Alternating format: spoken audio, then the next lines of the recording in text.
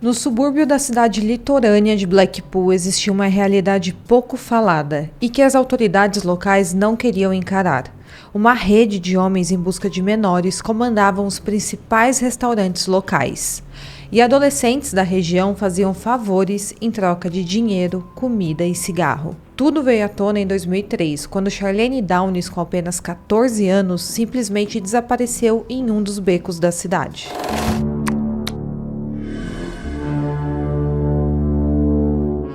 Olá pessoal, sejam bem-vindos de volta ao canal e hoje mais uma vez vamos abrir a caixa de Pandora. E como sempre, antes de você continuar assistindo o vídeo, não se esqueça de deixar um like aqui pra mim, também de se inscrever no meu canal. Vocês me apoiam muito fazendo isso e são coisas bem rapidinhas, não se esqueça. E também se inscrevendo no meu canal, você vai receber um anúncio da plataforma cada vez que eu postar vídeo aqui pra vocês. Eu estou postando de 2 a 3 casos por semana com muito conteúdo bacana, com muita pesquisa. Então se inscreva para você não perder nada. Eu também abri a possibilidade de você se tornar um membro do meu canal, que é uma forma de apoio no meu trabalho, e com isso você terá acesso a vários benefícios. Então clica no primeiro link aqui da descrição e se torne um membro. Eu também faço conteúdos exclusivos para a rede social de fotos, então me segue lá, o arroba estará aqui na tela. Então é isso, fique comigo até o final do vídeo e bora pro caso de hoje.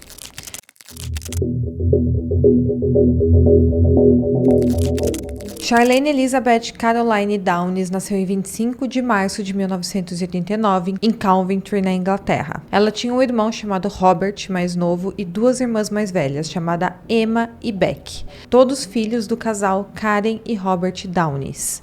A Charlene foi descrita como uma amante da música e também dos animais. Ela era muito próxima dos seus irmãos e era considerada divertida e uma menina muito engraçada. A região onde a família morava na época dos fatos era uma das áreas mais carentes da cidade, onde crimes eram um grande problema ali na região. E a vida na casa dos Downes poderia ser descrita como caótica ou então como uma família extremamente disfuncional. Tanto que a polícia e o serviço social tiveram que ser chamados várias vezes na casa da família. O Bob, o pai dela, era viciado em bebidas e ele tinha comportamentos violentos contra os seus filhos. Um documento judicial de 1989 mostra que a família estava sob investigação pelos serviços sociais e também pela polícia. E foi descoberto, inclusive, que um homem condenado por abuso esteve com a Emma, com a irmã da Charlene, sozinho em seu carro, e também que frequentava a casa da família. A polícia na época aconselhou a família a não deixar mais esse homem entrar na casa deles, mas aparentemente o Bob ignorou esse conselho. E ele continuou chamando esse homem para beber em pubs da região. A Emma na época foi entrevistada pela polícia para verificar se ela tinha sofrido algum tipo de abuso, porém ela não quis revelar nada. Em 1993 ela acabou se mudando para morar com seu avô e com a esposa dele, mas acabou voltando para casa em 97. Depois disso, houve mais alegações de abusos contra esse amigo da família, inclusive feitas pela própria Charlene. É dito que os pais das meninas deixavam esse homem dar carona para elas até a escola, e seria nessas ocasiões que ocorriam os abusos. E, inclusive a Karen e o Bob, os pais das meninas, estavam cientes de tudo e não faziam nada. Quando a Charlene tinha apenas 9 anos, os pais delas já estavam correndo o risco de perder a guarda das filhas e também de serem denunciados por negligência. E por isso, em 1999, eles se mudaram para a cidade de Blackpool, uma cidade litorânea. Milhares de pessoas visitam Blackpool todos os anos durante o verão e na temporada turística a cidade fica lotada. Os parques e os bares ficam abertos até tarde da noite e a cidade fica toda iluminada. Mas por trás de toda a beleza das praias e da vida noturna agitada, existe um submundo naquela cidade. Grande parte dos moradores locais vivem em áreas muito carentes. Há altos níveis de desempregos locais e a taxa de mortalidade classificadas por álcool é a mais alta da Inglaterra. Há também altos níveis de pobreza e a cidade é a 12ª região mais pobre de todo o país. E Blackpool é a cidade mais perigosa de Lancashire. A família Downes foi morar nessa cidade, porém as coisas na casa da família não mudaram, só pioraram. Novas denúncias por violência por parte do Bob continuaram a acontecer, tanto que as filhas do casal passavam muito tempo dormindo fora de casa. À medida que as coisas foram piorando, as 3 meninas foram colocadas em um orfanato depois de terem dito ao serviço social que elas não queriam mais morar na casa delas. Porém, não durou muito tempo. Em 99, elas foram devolvidas para casa. O pai da Charlene não era apenas um homem violento, como também era um homem que permitia que predadores sexuais, amigos dele, frequentassem a casa da família, mesmo tendo 3 filhas bem novas, podendo ser vítima de qualquer um desses homens. No ano 2000, a Charlene, com então 11 anos, estava se hospedando em casa de conhecidos e ela chegou também a entrar em contato com o serviço social para avisar que estava apanhando dos seus pais. Ela chegou a mostrar os hematomas aos funcionários do serviço social e em março do mesmo ano, a escola entrou em contato com os pais dela, alegando que ela não estava comparecendo às aulas. E acreditem ou não, eles simplesmente falaram que não sabiam onde a filha estava, porque ela estava um período ausente da casa da família. Como eu falei, ela ficava hospedada em casa de diferentes pessoas para evitar de sofrer aqueles abusos em casa. Nessa ocasião, a Charlene já estava com 12 anos e ela ficou 4 dias fora de casa sem avisar os pais, e ela estava ficando na casa de uma amiga. Alguns meses depois, em junho, a Charlene foi examinada em um hospital e, com base no que foi descoberto, houve a suspeita de que ela estava sendo vítima de abuso. Ao longo de um período de 12 meses, a Charlene fez pelo menos 13 visitas em uma clínica de saúde sexual com a sua avó, e ela sempre apresentava hematomas pelo corpo. Houve mais alegações feitas também pela Beck e pela Charlene sobre o consumo excessivo de álcool pela parte do pai delas, e também os homens que ele costumava trazer em casa, que fazia avanços sexuais inadequados nas meninas. Então a vida na casa da família era extremamente conturbada. O Bob, ele não apenas tinha problemas com álcool, como ele trazia os homens desses bares que ele frequentava para a casa da família. E grande parte desses homens eram condenados. Certo dia, funcionários da área da saúde fizeram uma visita à casa da família. E a Charlene foi encontrada na cama com um homem muito mais velho. Ela estava sentada na cama com ele enquanto contava notas de dinheiro. Diante disso, parecia que a Charlene estava sendo forçada a vender serviços aos amigos do seu pai. Porém, o Bob e a Karen sempre negaram e disseram que esse homem era apenas um amigo da família. Durante um período de 15 anos, pelo menos 16 homens que cometeram uma variedade de crimes tiveram acesso à casa da família. Mas, como eu falei, o Bob e a Karen sempre negaram essas alegações. As filhas deles foram completamente desamparadas desde sempre, na própria casa em que viviam. O Bob e a Karen pareciam não apenas não se importar com o bem-estar das filhas, mas há quem acredite que eles tiravam proveito da situação, vendendo as próprias filhas. Com relação aos estudos, a Charlene sempre tirava notas altas e ela fazia todas as suas tarefas. Mas claro que com todo esse histórico, chegou um momento que ela começou a demonstrar atitudes rebeldes na escola também.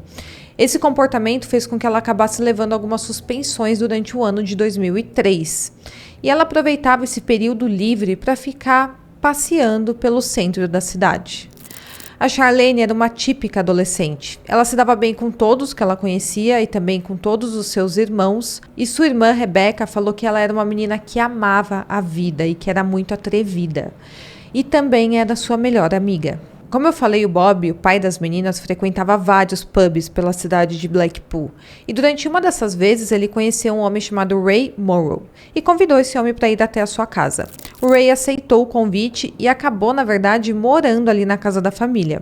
O problema é que esse homem era condenado por 4 acusações de agressão sexual contra meninas de 10 anos. Crime esses, inclusive, que ele havia confessado e já havia sido condenado. A Karen e o Bob disseram que não sabiam disso, eles só ficaram sabendo, segundo eles, após o tribunal divulgar a sentença. Eles disseram que achavam apenas que ele havia abusado de uma ex-namorada. E por incrível que pareça, achar isso não os impediram de permitir que esse homem entrasse e morasse na casa onde suas filhas viviam. Inclusive, na época dos fatos, que eu vou relatar daqui a pouco para vocês, esse homem ainda estava morando na casa da família. Um dos amigos do Bob afirmou que viu o Bob convidar vários homens do pub que frequentava para ir até a sua casa. E que certo dia, inclusive, viu a Charlene sentada no colo do Ray Morrow. Ele disse que avisou o Bob que aquilo não era legal, não era certo, afinal o Ray era um predador sexual declarado e condenado. Mas aparentemente os pais da Charlene não se incomodavam com isso. Na época dos fatos, a Charlene tinha 14 anos e ela estava afastada da escola cumprindo mais uma de suas suspensões. Era uma época fria e úmida em Blackpool e em 1º de novembro de 2003, um sábado, ela estava com bastante tempo livre. Então ela aproveitou o dia para ir com a sua irmã Rebecca até um fliperama. De acordo com o cronograma da polícia, esses foram os seguintes passos da Charlene naquele dia. Ela voltou para a casa da família em determinado momento e depois saiu novamente. Depois, ela e a Rebecca foram ao McDonald's e por volta das 6h45, as duas foram até a Church Street, onde sua mãe estava distribuindo panfletos de um restaurante indiano, onde ela estava trabalhando. Uma coisa muito importante de ser citada aqui no vídeo é que a família da Charlene era uma família muito humilde. Seu pai era um ex-militar aposentado e ele fazia bicos na parte de marcenaria. E a sua mãe havia conseguido um emprego como entregadora de panfletos no centro da cidade. E o valor que eles recebiam mensalmente era para manter as necessidades básicas da família, que era composta pelos pais e mais 4 filhos. Então eles não tinham acesso a nenhum luxo. Quando a Charlene e a Rebecca foram ver a mãe naquela noite, quando ela estava trabalhando na Church Street, a Charlene avisou que iria sair com as suas amigas para ir até um parque muito famoso na região que ficava à beira-mar. A sua mãe deu um pouco de dinheiro para Charlene, mas a Rebecca preferiu voltar para casa. Já a Charlene foi até um telefone público ali perto, ligou para suas amigas e avisou que estava esperando.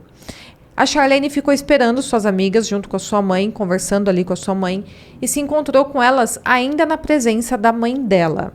Depois ela deu um beijo de despedida e falou que logo estaria em casa. Ela ficou um pouco com as suas amigas e nas próximas horas é um pouco incerto o que ela ficou realmente fazendo. Mas é dito que às 9h30 da noite ela foi para um bar que ficava no Pier de Blackpool, e esse era um local que a Charlene costumava frequentar e assistir as bandas tocarem. Esse bar fica em um cais, ali à beira-mar, e é dito que a Charlene ficou pouco tempo nesse bar e depois saiu com a sua amiga em direção ao centro da cidade, por volta das 10 horas da noite. 1 hora depois, às 11 horas da noite, ela se despediu da sua amiga no cruzamento da Table Road com Abingdon Street e cada uma foi para um lado. O último avistamento da Charlene foi em um beco perto da Abingdon Street, às 11 horas da noite.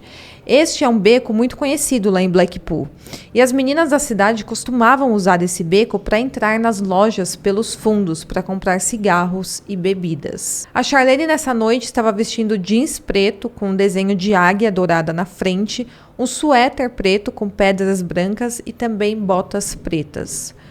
O único avistamento depois disso foi capturado por uma câmera de segurança no centro da cidade, onde ela foi vista acompanhada de uma mulher de cabelos loiros tingidos que usava um casaco preto e comprido. E essa mulher teria por volta dos 30 anos, porém, essa pessoa nunca foi identificada. Naquela noite, a Charlene simplesmente não voltou para casa, e nem no dia seguinte. E por incrível que pareça, a sua mãe não fez nenhuma ligação para as autoridades locais.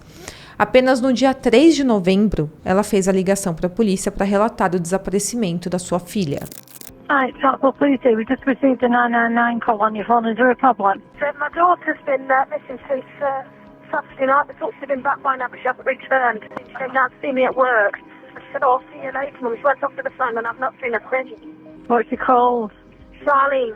Charlene Dash. Can you give me a description, please? She's got shoulder-length dark brown hair. She has with a fringe, and she's got a fringe as well. What was she wearing? She had a black jumper on, with like white diamonds on the jumper. How old is she? 14. How come you've not reported her till now when she's only 14? She left it she should come back, you see, but obviously she's not. I know I should have reported it before. Are you at 109 Buchanan now? Yes, I am, yeah. I've got to go out. Sorry, I've got to go out shortly though. But I'm sorry, your daughter's 14 and you need to stay in so we can take okay, her into more. Right, okay, we'll get someone to speak to you. Inclusive, a polícia teve que retornar a ligação para conseguir falar com a Karen. E ela foi questionada como que ela não tinha feito essa denúncia antes, sendo que sua filha estava desaparecida há pelo menos 48 horas e tinha apenas 14 anos. A Karen respondeu que deveria ter feito a denúncia antes, mas tinha deixado para ver se a filha voltava para casa. Naquele mesmo dia, os policiais conduziram uma busca na casa da família, porém nada foi encontrado que ajudasse na investigação. Sendo assim, eles teriam que fazer uma investigação partindo do último local que ela havia sido vista. Infelizmente, nenhum sinal da Charlene foi encontrado, mesmo depois de panfletos serem espalhados por toda a cidade, e também os noticiários começaram a dar essa notícia. Logo, a investigação estagnou e nenhuma pista ajudou nas buscas. A Charlene acabou se tornando mais uma entre tantas crianças e adolescentes que desapareceram naquele ano. Segundo um relatório emitido pela Children's Society, cerca de 300 adolescentes e crianças entre as idades de 11 e 17 anos fogem de suas casas na Grã-Bretanha todos os dias. Cerca de 2/3 desses desaparecimentos não são denunciados à polícia, e mais da metade permanece sem solução todos os anos. Então essa foi a realidade também da Charlene. Muitos acreditavam inclusive que ela tinha fugido de casa. Mas não só isso, algo mais macabro foi descoberto durante essas investigações. Foi descoberto uma realidade que estava acontecendo nas ruas de Blackpool, mas que muitos fingiam não ver. Durante a investigação sobre o desaparecimento da Charlene, a polícia descobriu que pelo menos 60 adolescentes estavam trocando favores sexuais por comida, cigarros e carinho. De acordo com o relatório policial, os funcionários de pelo menos 11 lojas de comida para viagem no centro da cidade preparavam dezenas de meninas com as idades entre 13 e 15 anos para prestarem esses serviços. Muitas dessas meninas foram entrevistadas pela polícia durante a investigação do caso da Charlene, mas o detetive Don Fraser, que estava cuidando desse caso, percebeu que todas relutavam muito em dizer a verdade, para tentar proteger a própria reputação. Elas não queriam revelar que aquela rede de tráfico sexual estava ocorrendo na cidade. Porém, um ex-detetive veio a público depois de algum tempo, dizer que esse inquérito policial sobre o aliciamento de menores em Blackpool acabou sendo prejudicado pelo politicamente correto. Isso porque os homens acusados eram principalmente de origem árabe. A investigação do desaparecimento da Charlene Downes já durava 1 ano e a equipe de investigação ficou descontente e perceberam que a família e também os amigos dela estavam escondendo várias informações. A equipe de investigação acreditava que havia uma gangue de aliciamento operando inclusive na casa da família Downes. Porém, nada foi provado a esse respeito. Os investigadores acreditavam que a Charlene, com apenas 14 anos, tinha sido vítima de gangues que focavam em menores na cidade de Blackpool. E tudo se concentrava ali nos restaurantes do centro de Blackpool, focados em comida para a viagem. A polícia acreditava também que ela tinha sido abusada por cerca de 100 homens até o dia que teve a sua vida tirada. 1 ano depois do desaparecimento, em novembro de 2004, alguém se apresentou à polícia e nesse ponto o caso teve uma reviravolta bem dramática.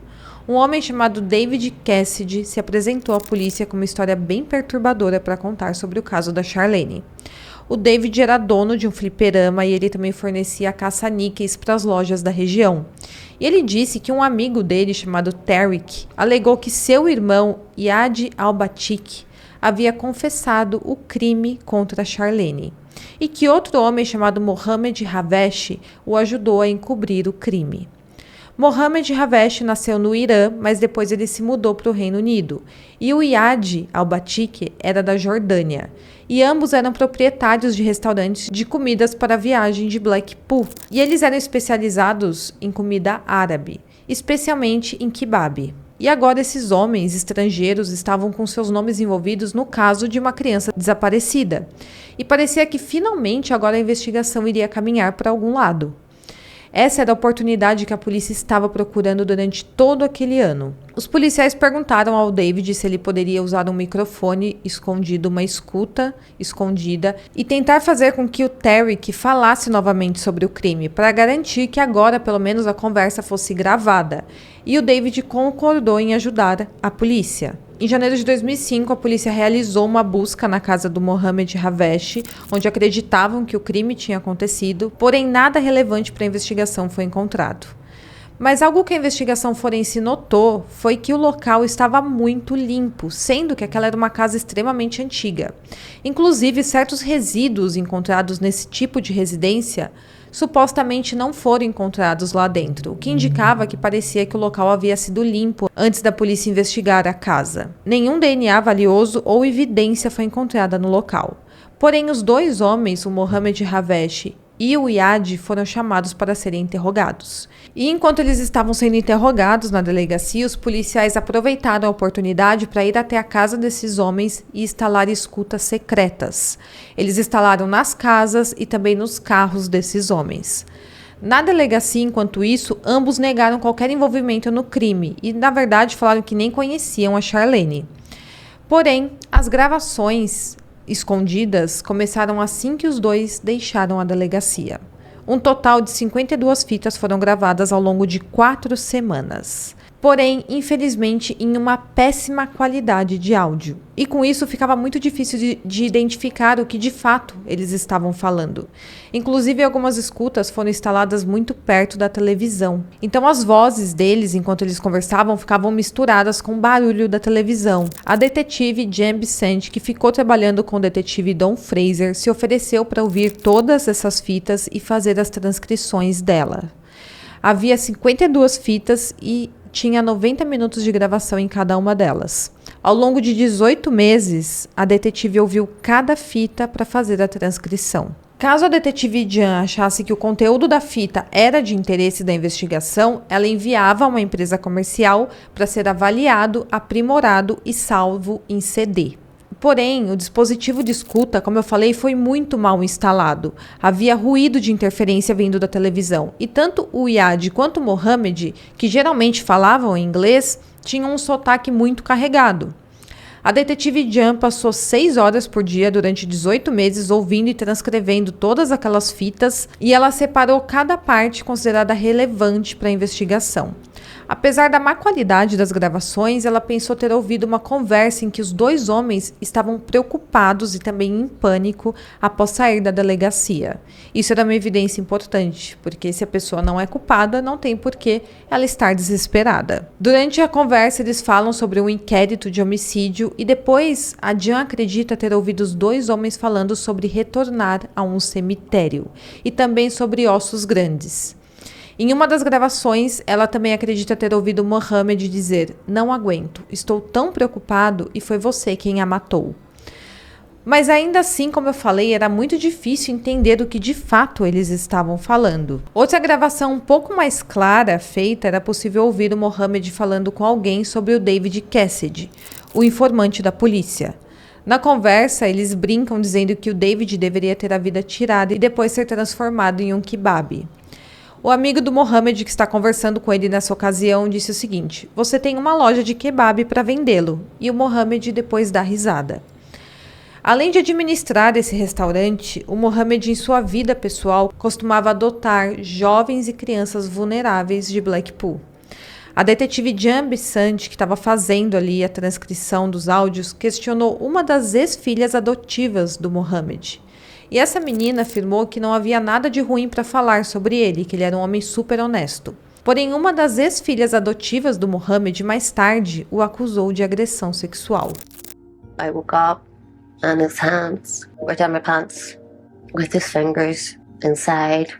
I rolled over, kind of pushed them off and made like a big noise, just just to get them off me. Didn't want to think about it, but today it's difficult. It's hard. O Mohamed era vizinho do detetive Don Fraser, o detetive que estava cuidando do caso da Charlene. E logo quando o Mohamed, há muitos anos antes, se mudou de Londres para Blackpool, ele e o Don Fraser se tornaram grandes amigos. Porém, teve um incidente que incomodou muito o Don Fraser, e foi ver 2 meninas de 9 anos no quarto dos fundos da casa do Mohamed Havesh. No documentário The Murder of Charlene Downes, Don Fraser diz que achava inapropriado que o Mohamed Havesh morasse com meninas menores de idade e que não tinham qualquer grau de parentesco com ele. E o Don Fraser acusou o Mohamed Havesh de ver filmes adultos na presença dessas meninas.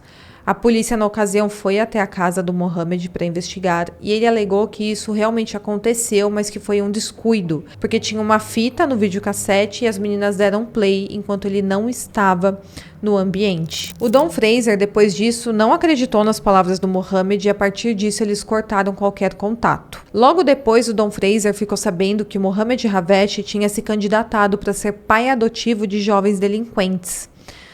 Já o Mohamed alegou que tinha espaço sobrando em sua casa e que não tinha mal algum alugar alguns dos seus quartos para esses adolescentes carentes. E com isso, várias meninas jovens começaram a morar com Mohamed. E ali parecia que eles faziam o que eles queriam. Porém, como eu falei, o Mohamed sempre alegou que não tinha qualquer intenção ruim com essas meninas. Mais tarde, o Mohamed alegou que estava sendo acusado pelo Don Fraser pelo crime contra Charlene Downes, pelo fato da esposa do Don Fraser se sentir atraída pelo Mohamed. Isso porque, supostamente, o Don Fraser tinha dificuldade em ter relações com a sua esposa. Então, Mohamed basicamente estava dizendo que o Don Fraser tinha algo pessoal contra ele e apenas por isso ele estava sendo acusado por um crime que não cometeu. Mas ao longo das investigações, várias meninas se apresentaram e disseram que tinham se sentido desconfortáveis em determinados momentos na presença do Mohamed. E na época ele chegou a receber algumas ordens judiciais proibindo que ele tivesse qualquer contato com essas meninas.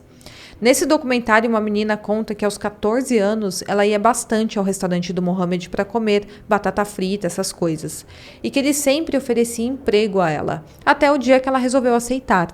Porém, um dia ela falou que quando estava atrás do balcão, perto dele, ele começou a elogiá-la e forçar um contato que ela não queria.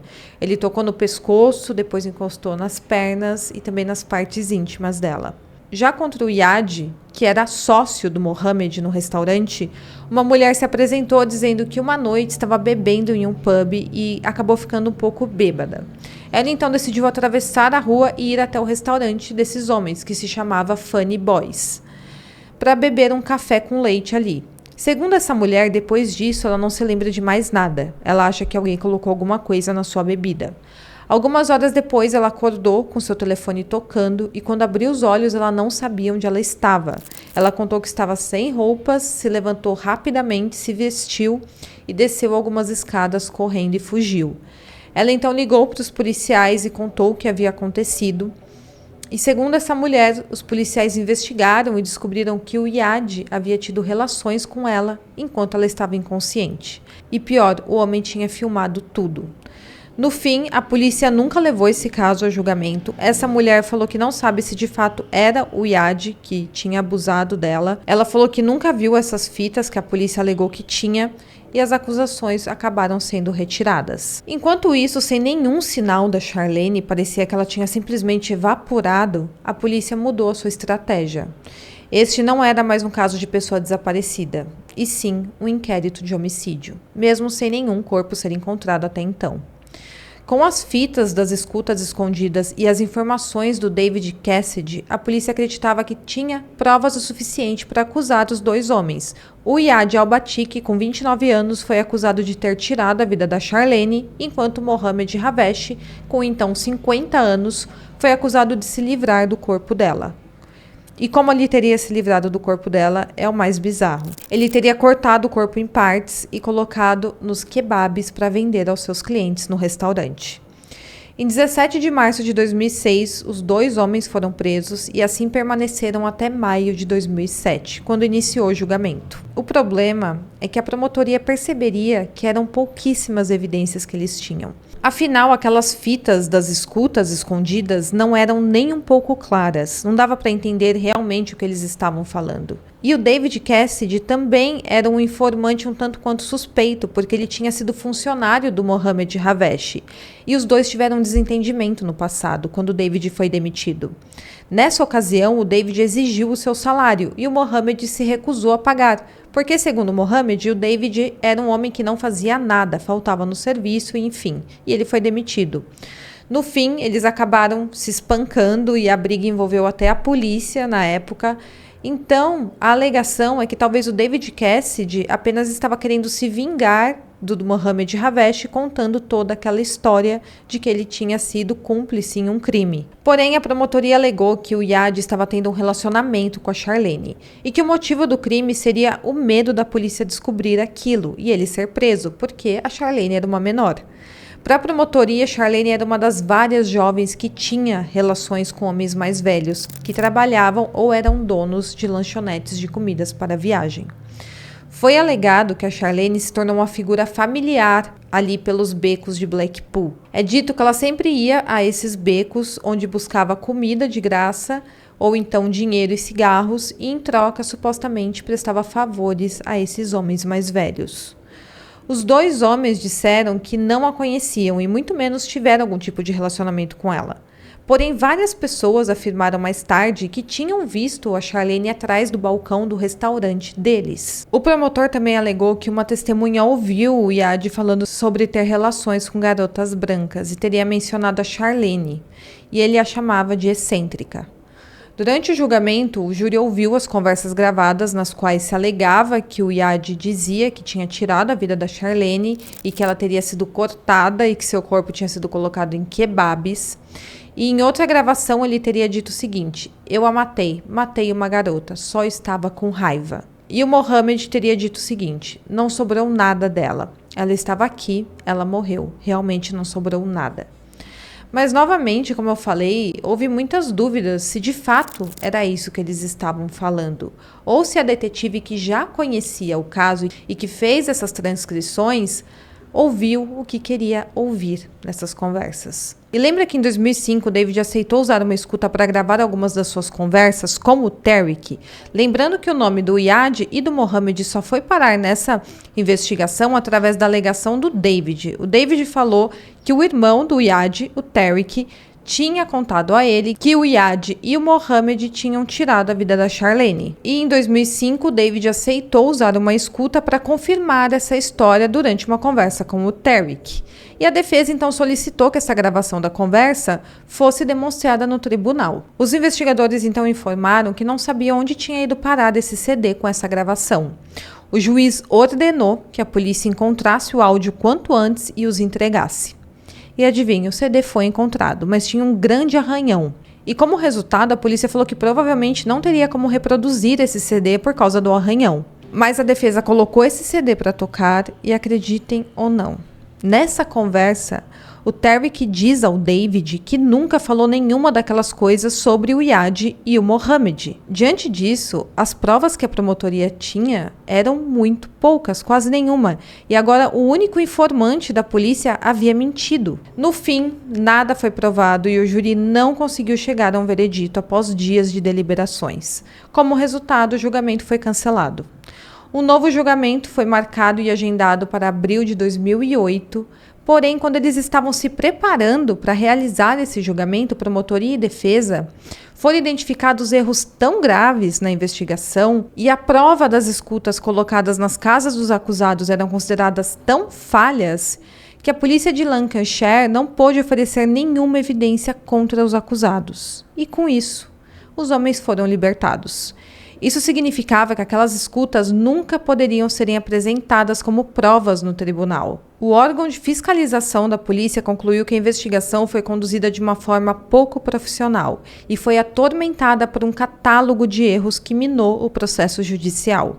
A Comissão Independente de Queixas Policiais fez uma investigação de 18 meses após o julgamento sobre as atitudes dos policiais e revelou que as falhas nas provas incluíam o fato de muitas das provas gravadas em fitas, aquelas escutas, não terem sido devidamente transcritas e que os agentes policiais que trabalharam na investigação eram inexperientes e sem formação nessa área. As gravações foram criticadas por sua baixa qualidade e também a precisão das transcrições feitas pela detetive Jan foi considerada baixa. Também foi descoberto que algumas frases tinham sido alteradas nas transcrições dela. Por exemplo, uma frase foi transcrita como lugar do sepultamento, mas o que realmente havia sido dito na gravação era Paul's Place. E o rastreador que foi colocado no cartão do Mohamed Havesh mostrou que naquele dia ele tinha ido ver um dos seus amigos chamado Paul. Então ele não estava falando o lugar do sepultamento, ele estava falando a casa do Paul, ou então o lugar do Paul, algo assim. Além disso, o informante David Cassie não foi devidamente instruído. Após este relatório, a detetive Jan Bissant foi considerada culpada de má conduta pela polícia de Lancashire e instruída a renunciar ao seu cargo. Porém, o Tribunal de Arbitragem da Polícia anulou essa decisão. Pelo menos 8 policiais que trabalharam no caso da Charlene Downes acabaram sofrendo consequências, como advertência, suspensão das atividades, e alguns foram transferidos para outras cidades. No documentário sobre esse caso, a fonoaudióloga forense chamada Elizabeth McClellan disse que ouviu as fitas e concluiu que houve um viés de confirmação na forma como a detetive Jen as transcreveu. A Jen estava profundamente envolvida no caso da Charlene Downes e por isso ela não poderia transcrever aquelas fitas de forma isenta. Isso porque a pessoa que transcreve uma fita não pode ter nenhum conhecimento prévio sobre as evidências. Porque se for o caso, se a pessoa tiver um conhecimento prévio, essa pessoa está sujeita a ser influenciada pelo conhecimento daquilo que está investigando. Ou seja, ela acaba ouvindo aquilo que ela quer ouvir. Já a Jen Bisson alega que está convencida de que ouviu tudo corretamente e que suas transcrições estão corretas. Já o detetive Don Fraser, que trabalhou junto com ela, admite que a qualidade do áudio é muito baixa. Apesar destas dúvidas, a Karen Downes, a mãe da Charlene, continua a culpar esses 2 homens pelo crime contra sua filha. Ela disse que nunca teve dúvidas que tinham sido eles e que quando ouviu aquelas fitas secretas não tinha dúvidas do que eles estavam dizendo. Sem poder usar essas escutas secretas, a polícia não tinha nenhuma outra prova contra esses homens, já que não foram encontrados digitais ou DNA da Charlene na casa dos acusados. Também nenhum pertence dela foi encontrado em alguma propriedade que pertenciam a eles. E nada que ligasse diretamente a Charlene a esses 2 homens foi encontrado. Após tudo isso exposto, o Yad Al-Batik e o Mohamed Havesh foram absolvidos e receberam 250 mil libras em compensação. Mas como eu falei antes, nem toda a investigação foi um fracasso, já que os policiais acabaram descobrindo que havia sim uma rede de homens mais velhos que eram donos ou funcionários de 12 lojas e restaurantes da cidade de Blackpool que trocavam dinheiro, cigarros, entorpecentes, álcool e comida em troca de favores de meninas menores de idade. Foram localizadas ao menos 60 adolescentes entre 11 e 15 anos que faziam parte dessa rede. E havia provas sólidas de que a Charlene era uma dessas meninas e que já participava dessa rede há alguns meses. A polícia acredita que ela tenha entrado na participação dessa rede através de algumas amigas e que ela teria se interessado pelo fato de conseguir algumas regalias que a sua família não conseguia proporcionar a ela. Desde que tudo isso foi descoberto, a polícia fez parceria com assistentes sociais e também com trabalhadores de imigração e até mesmo com as professoras locais para ajudarem na prevenção dos abusos.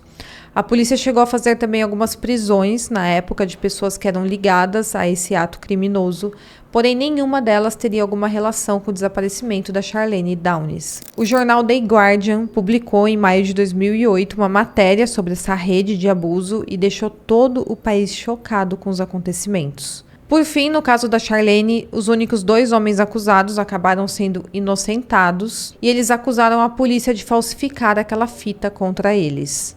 E ambos alegaram nunca ter conhecido a Charlene, mesmo que ela frequentasse o restaurante deles.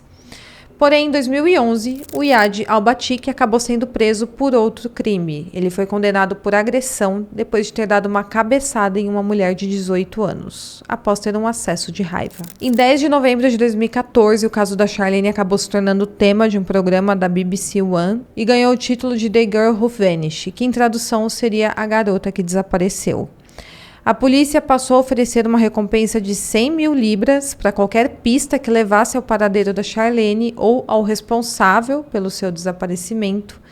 Porém, até hoje nada foi encontrado e a recompensa continua sendo oferecida. Em 1º de agosto de 2017, após 14 anos do seu desaparecimento, outro homem de 51 anos que morava em Blackpool na década do desaparecimento da Charlene foi detido sob suspeitas de ter sido o autor do crime. Mas novamente não havia evidências suficientes que sustentassem o caso e o homem acabou sendo liberado 2 dias depois. O desaparecimento da Charlene afetou muito a sua família. ainda mais, já era uma família disfuncional, depois do desaparecimento piorou. Após a suspensão do julgamento fracassado em 2008, a Karen, a mãe dela, teve um acesso de raiva e esfaqueou o Bob, o seu marido. Os ferimentos acabaram sendo leves e ela não foi acusada, porque o Bob não quis prestar nenhuma queixa. Ele disse que compreendia que a sua esposa estava tendo uma fase difícil em sua vida com uma filha desaparecida.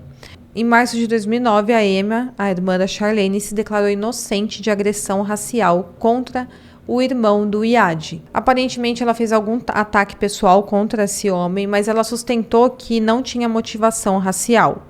A promotoria aceitou o apelo para agressão comum e ela foi condenada a serviços comunitários. Em 2012, o irmão mais velho da Charlene, o Robert Downes Jr., admitiu no tribunal ter dado um soco no Mohamed Havesh, o homem acusado de descartar o corpo da sua irmã, e ele foi obrigado a pagar uma multa. Em 2021, infelizmente, o Robert acabou falecendo de um mal súbito aos 30 anos de idade, o que abalou ainda mais a família que já lidava diariamente com a incerteza do que teria acontecido com a Charlene. Segundo seus familiares, o Robert nunca aceitou o desaparecimento da sua irmã. As buscas pela Charlene Downes é uma das investigações mais longas da polícia de Lancashire, envolvendo o desaparecimento de uma criança. Mais de 4.800 depoimentos de testemunhas foram coletados na época. E mais de 10.500 linhas de investigações foram geradas. E embora os investigadores acreditam que ela teve vida tirada, nenhuma pista ou evidência sobre o caso foi encontrado até hoje. A Charlene Downes nunca foi encontrada. A família tenta manter a lembrança do caso nas redes sociais até hoje e fez um apelo recentemente pedindo que quem souber alguma coisa que se apresente o quanto antes na polícia. Eles acreditam que amigos que estavam com ela naquela noite saibam alguma coisa dessa história, mas que nunca falaram por medo ou por estarem sendo ameaçados. A Karen fez uma publicação falando que agora que os amigos se tornaram mães e pais, que talvez eles possam ter consciência do sofrimento que é perder um filho, sem saber o que aconteceu com ele. E que de repente, por piedade, consigam ajudá-la com alguma pista. Hoje, a Charlene Downes teria 35 anos. Bom, pessoal, então esse é o caso de hoje. Espero muito que vocês tenham gostado. Não se esqueça de curtir, de se inscrever no meu canal e até o próximo caso.